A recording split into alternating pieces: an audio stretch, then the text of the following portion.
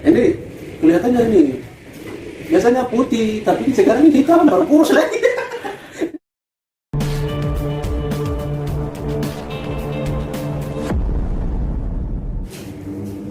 Oke, assalamualaikum warahmatullahi wabarakatuh. Salam jumpa bagi saudara-saudara YouTuber di mana saja berada.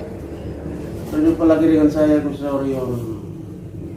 Teman-teman, pada kesempatan ini saya sedang mengundang saudara saya yaitu Simpson atau Sam untuk diskusi soal perkembangan dari konteks pembangunan pariwisata di Kabupaten Mamprang-Raya. Saudara ini adalah lulusan jurusan pariwisata di Tepar Manado. Itu. Apa tanggapan saudara ini terhadap kondisi di Mamprangmu dari bidang pariwisata? Kita akan lanjut setelah jeda berikut. Namun sebelumnya teman-teman jangan lupa subscribe, like, komen video-video saya sehingga saya juga terus semangat dalam membuat konten-konten saya selanjutnya.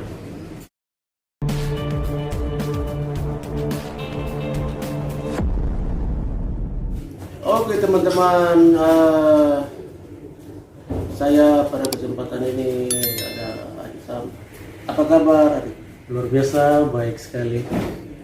Ini kelihatannya ini biasanya putih, tapi sekarang ini hitam baru kurus lagi. Ya, saya baru pulang kegiatan gereja di Waropen, kegiatan yang baru diadakan oleh Gereja Pantekosta Indonesia. Ya, kegiatan di sana hampir kurang lebih 1 minggu, baru saja tiba dari Waropen. Jadi ya, kondisinya seperti ini. Kegiatan dari gereja ya? Iya. Berapa hari di sana? Kalau kegiatannya 4 hari, tapi hitung perjalanan itu hampir 2 minggu. Cukup lama. Tadi jalan naik juga belum itu. Ini masih, kita belum sampai, masih di Jayapura. Besoklah kita akan lanjutkan perjalanan pulang kembali ke Mambramo bersama kontingen. Oke, teman-teman di mana saja berada. Brother, saya ada satu pertanyaan. Ya. Menyangkut dengan konteks pembukaan pembicaraan saya dari awal, kira-kira bagaimana pandangan saudara terhadap perkembangan pembangunan dari sisi pariwisata di Kabupaten Mamprang-Raya? Kira-kira secara nuansa berpikir yang rasional, apa yang pemerintah sudah buat dan apa yang pemerintah kita belum buat?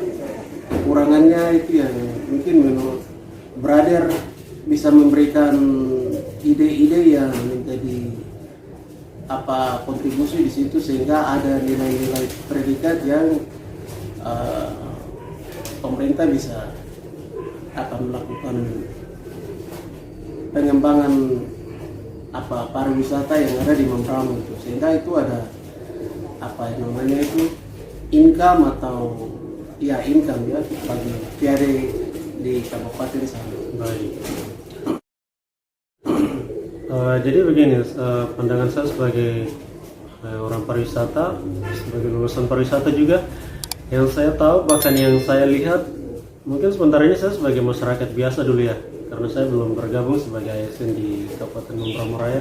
Sebagai pandangan dari sisi masyarakat, saya belum melihat dampak perkembangan dari pariwisata Kabupaten Mamprang-Raya, karena kalau mau dilihat dari sisi pengembangannya, pembangunannya, itu kan kita harus benahi dulu infrastruktur yang ada, supaya kalau kita mau kembangkan pariwisata di Kabupaten Mamprang-Raya itu pasti akan mundur. Dan saya rasa mungkin ini sebagai salah satu kendala buat teman-teman kita yang ada di dinas pariwisata.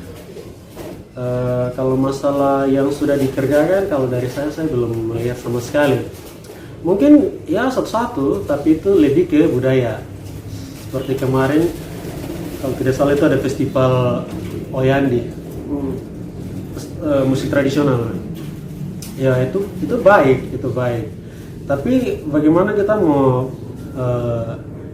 kemas itu dalam suatu bentuk paket yang baik itu kan belum. Bahkan saya sebagai anak di sana, informasi tentang festival Poyandi saya belum dapat informasi menyangkut kegiatan itu. Kita kagetnya nanti sudah di lapangan. Nah ini yang harus diperhatikan. Kalau menyangkut pariwisata, di dalam pariwisata itu ada 3 aspek yang perlu diperhatikan. Yang pertama itu adalah ada 3 aspek itu, something to see, something to do, and something to buy. Jadi itu 3 aspek itu yang menurut brother itu yang menjadi indikator paling substansial untuk mendorong pengembangan pariwisata ya. Ya, kalau kita berbicara tentang pariwisata itu, yaitu something to see.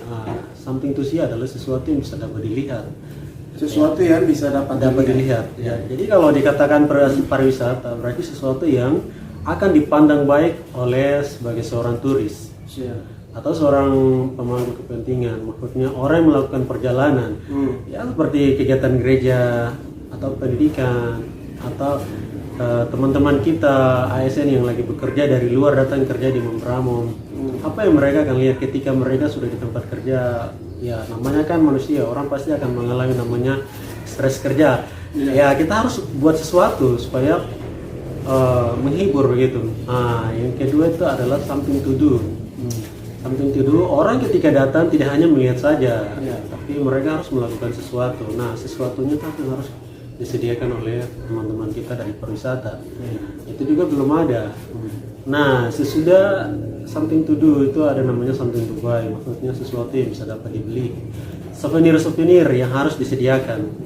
Saya rasa Kabupaten Membramo Raya itu sangat unik sekali. Kenapa saya bilang unik? Karena kita hampir lebih Membramo sendiri punya 300 bahasa lokal. Bahkan saya belum tahu kampung lain dari kampung Sikari sendiri ya, karena saya sebagai anak Sikari, saya tahu sekali kita di sana ada 2 bahasa, itu bahasa ibu sama bahasa pria namanya. Nah, ini yang harus diketahui oleh teman-teman kita dari Dinas Pariwisata. Bagaimana mengemas itu baik, maksudnya menulis menjadi salah satu buku. Ini kan harus ada perhatian khusus dari Dinas Pariwisata. Nah, kita tidak akan pernah bicara pariwisata kalau tidak ada dukungan-dukungan dari pemerintah terhadap masyarakat dan budaya yang ada. Nah, budaya juga kita ada berbagai macam budaya. Jadi budaya kita akan dirusak ketika budaya asing akan datang mempengaruhi. Sebelum budaya asing datang mempengaruhi, apa yang sudah harus kita buat? Nah, banyak sekali ya, masih ada banyak. Tapi ini perlu diperhatikan. Namun kabupaten ini berdiri sudah hampir 16 tahun sekalipun belum ada perkembangan pariwisata.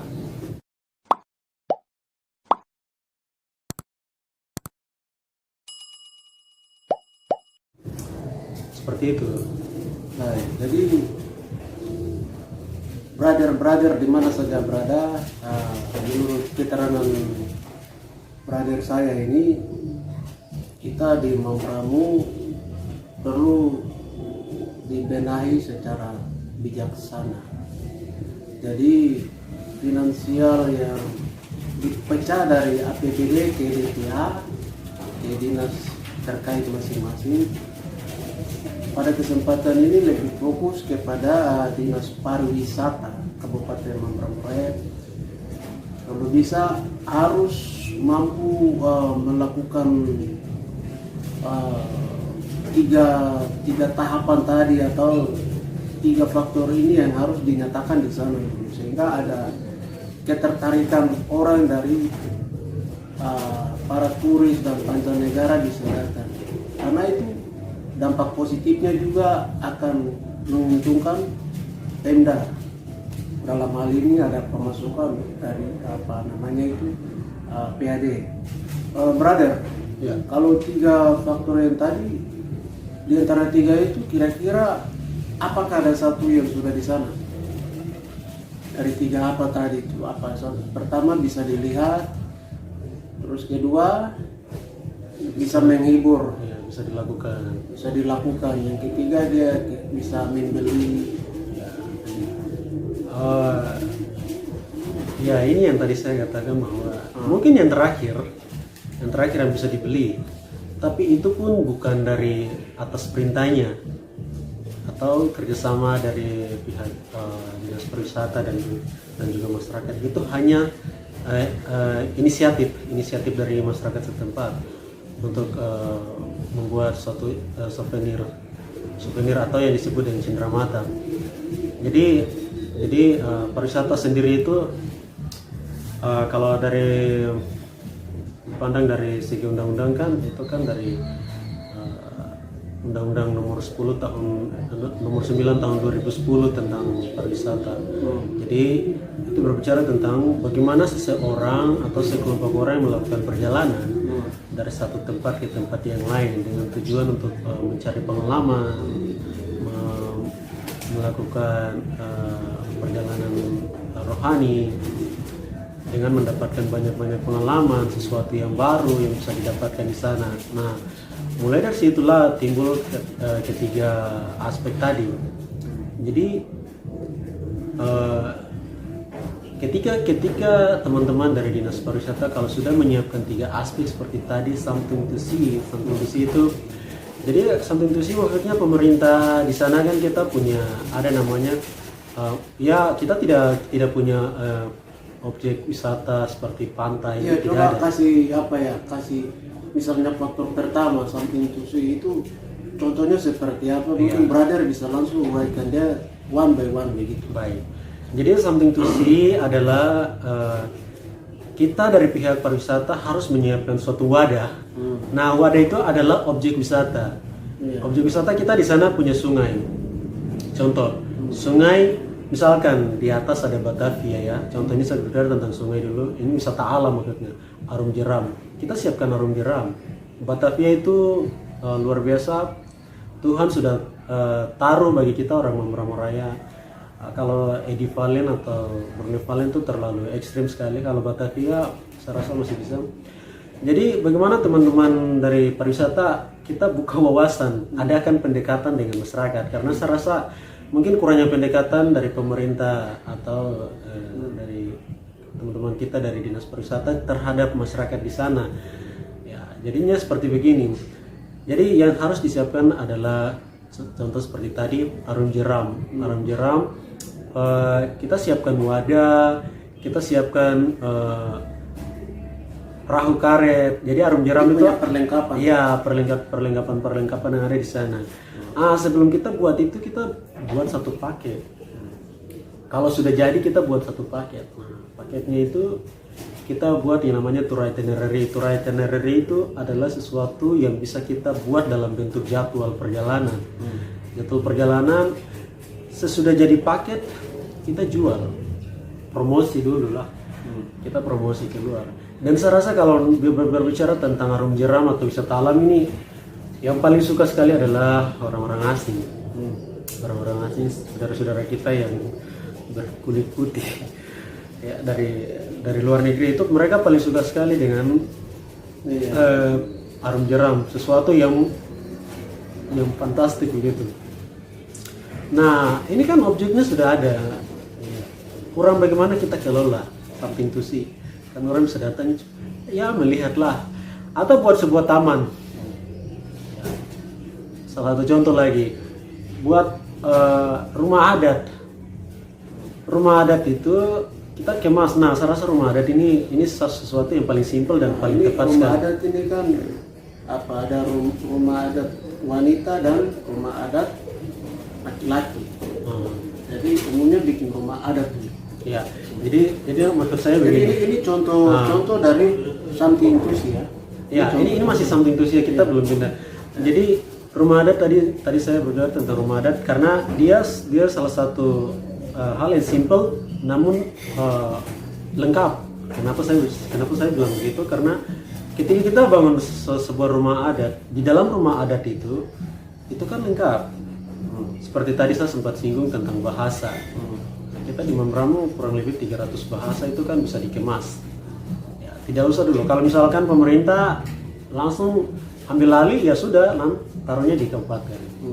Atau buat taman budaya namanya, taman budaya. Jadi di situ ada buku-buku dari masing-masing kampung. Jadi itu bahasanya masing-masing. Dikemas, taruh. Ada pakaian adat, diukir, dikemas, taruh. Ya. Terus apa lagi? Ada topi jahitan. iya, itu kan pakaian, itu kan pakaian adat. Noken. Kita bagaimana cara kita menganyam noken. Terus anyam tali. Anyam tali dari apa itu? Anyam tali kan itu kan cerita gitu. Itu kan cerita yang kita buat begitu. Hal-hal begini kita kemas dengan baik. Terus apalagi selain pakaian adat, ada lagi alat perang, barang-barang tradisional yang dulu tua-tua kita ada pernah ukiran pakai. itu manik-manik. Iya, ukuran manik-manik. Seperti itu kita kemas baik. Terus pakaian dari kulit kayu, Iya, kasut. iya kasut. Semuanya kita buat taruh. Nah, ketika tadi saya bilang something to see, adalah orang dari luar, teman-teman kita sebagai turis atau wisatawan, entah itu wisatawan mancanegara atau wisatawan internasional, domestik, atau orang Mambramo sendiri melakukan perjalanan, mencari pengetahuan, datang, melihat di buku, waduh ini luar biasa. Satu kampung ada dua bahasa, ada bahasa pria, ada bahasa ibu. Orang pelajari, orang tahu. Oh, ya, contoh, Sikari ada dua bahasa, luar biasa. Oh, ternyata pakaian adatnya seperti begini. Ya. Oh, ternyata alat perang dulu tuh kayak begini. Apalagi musik tradisionalnya itu kayak begini. Musik tradisional dari bulu ya, dari bambu itu juga. Nah, kayak begini, ini perlu dikemas. Jadi itu yang dikatakan nanti kalau ketika teman-teman kita wisatawan datang, mereka akan melihat loh, itu yang disebut dengan something to see. Ya, mereka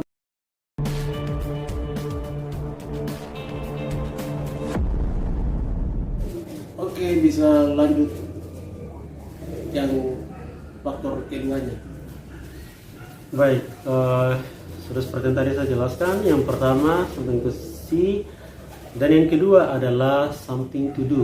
Nah, ini tadi saya katakan bahwa ketika wisatawan datang ke rumah adat tersebut yang sudah saya sebutkan di faktor pertama tadi, ketika mereka datang, mereka akan melihat atau membaca, melakukan sesuatu, ya, aktivitas yang disediakan oleh masyarakat. Nah, yang bisa dibuat oleh masyarakat adalah ketika cara mengukirnya. Pasti ada beberapa wisatawan pasti akan penasaran. Bisa saya coba? Itu pasti pertanyaan-pertanyaan itu pasti akan muncul dari seorang wisatawan. Tidak mungkin mereka akan datang melihat saja lalu kembali. Pasti rasa ingin tahu itu pasti akan selalu ada. Itu yang kedua, sampai tidur. Dan yang ketiga adalah something to buy. Nah, something to buy ini adalah ketika mereka sudah datang melihat, mereka sudah melakukan semua aktivitas, terus mau kembali, masa kita mau kembali tangan kosong? Kita harus beli cenderamata. Misalkan ya dari Kabupaten Mambramo Raya itu ada apa saja. Misalkan ada buaya pasti bisa juga, atau pakaian adat, ya itu kan bisa disediakan, salah satu seperti souvenir atau panah, topi adatnya. Ya, topi adatnya gitu. Jadi, nah hal-hal ini yang perlu diperhatikan oleh teman-teman kita di Dinas Pariwisata.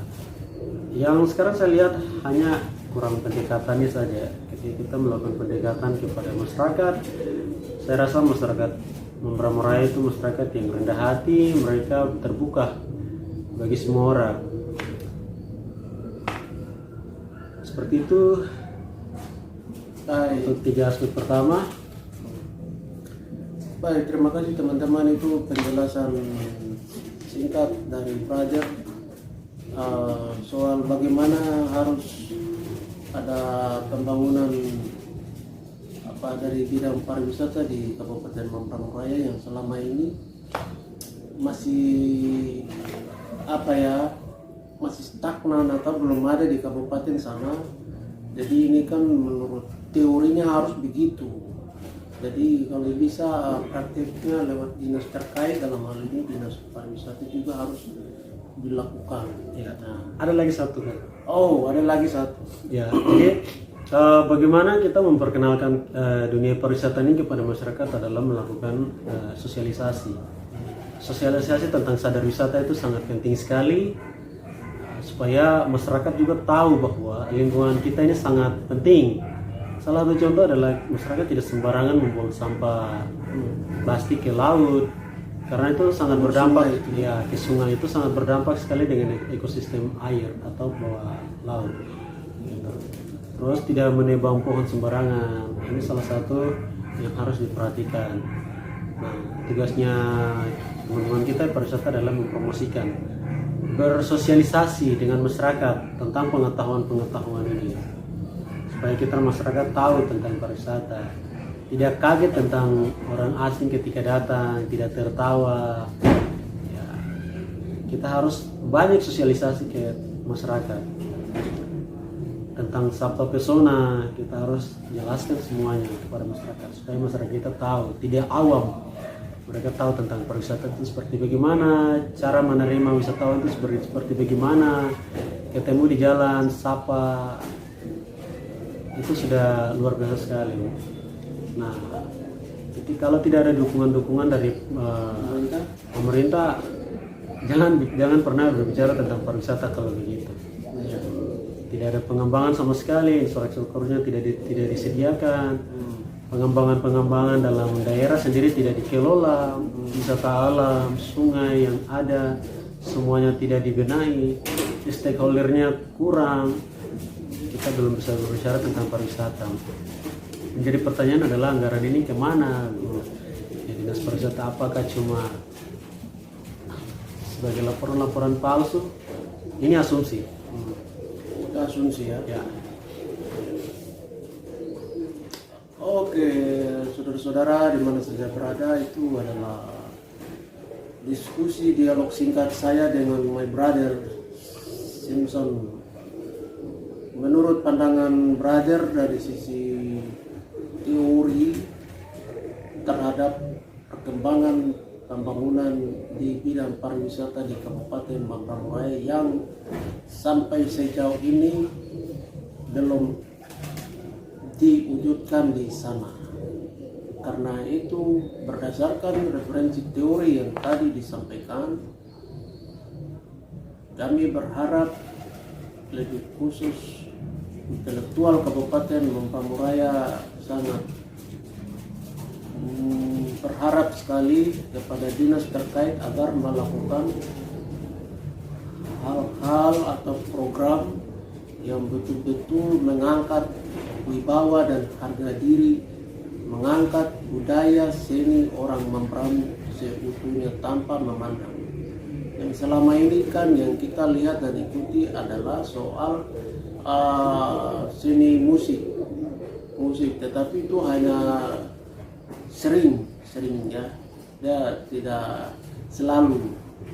Tapi yang ada seni pariwisata yang paling substansial juga ada yang sampai hari ini tidak diwujudkan di Kabupaten Mambramo. Kami harus berikan salah satu contoh.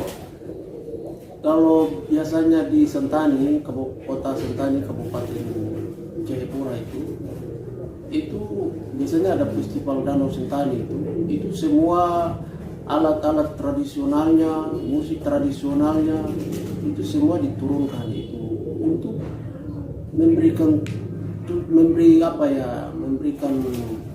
perhatian khusus kepada para pengunjung wisata yang ada, sehingga itu ada efek ada nilai khusus yang bisa kita peroleh bagi Kabupaten Jayapura. Jadi kami berharap juga Kabupaten Mambramo pun demikian. Jadi tidak hanya selalu menunggu itu, kenapa anggaran ini belum keluar, kenapa ini tidak ada, kenapa ini begini, karena kita terlalu mengharapkan dia satu sumber dana gitu. kalau bisa kita menjalin bisnis online, bikin website pariwisata yang ada di Mambramo, lalu kita pasarkan ke mancanegara sehingga para turis-turis juga bisa melihat dan datang kunjung ke Mambramo. Karena daerah Mambramo itu kalau mau bikin tempat wisata, wow, sangat keren, mantap ya. Hanya saja kita tidak tahu, mungkin tidak punya anggaran atau tidak mampu begitu. Jadi belum ada itu tempat-tempat wisata yang menarik di Mambramo sampai hari ini. Saya pribadi memang saya rasa kecewa, dan saya berharap video saya pada kesempatan ini, kalau memang ada pejabat dari Kabupaten Mambramo Raya yang bisa mendengar, tolong dicatat dan itu dilakukan dalam tahun mendatang, karena itu dapat menambah PAD Kabupaten Mambramo Raya. Oke, saudara-saudara di mana saja berada, demikian diskusi singkat saya pada kesempatan ini. Brother, mungkin ada pesan sesuatu melalui video ini? Ya, pesan saya adalah ketika kita berbicara tentang pengembangan ekonomi, maka di sana kita ada pengorbanannya di sana juga. Kita tidak bisa berbicara tentang pengembangan tanpa ada pengorbanan. Marilah kita berkorban, siapapun, kapanpun, dimanapun kita berada. Kita sama-sama mencintai Kabupaten Mambramo Raya. Sebagai ASN, sebagai masyarakat biasa, kita sama-sama berkorban, berjuang untuk pengembangan Kabupaten Mambramo Raya ini untuk lebih baik di tahun yang akan datang. Oke, terima kasih teman-teman sudah ikuti kami dari awal hingga pada akhir. Teman-teman jangan lupa like, komen, dan subscribe sehingga kami juga terus semangat dalam membuat konten-konten seputar Provinsi Papua dan Indonesia. Iya.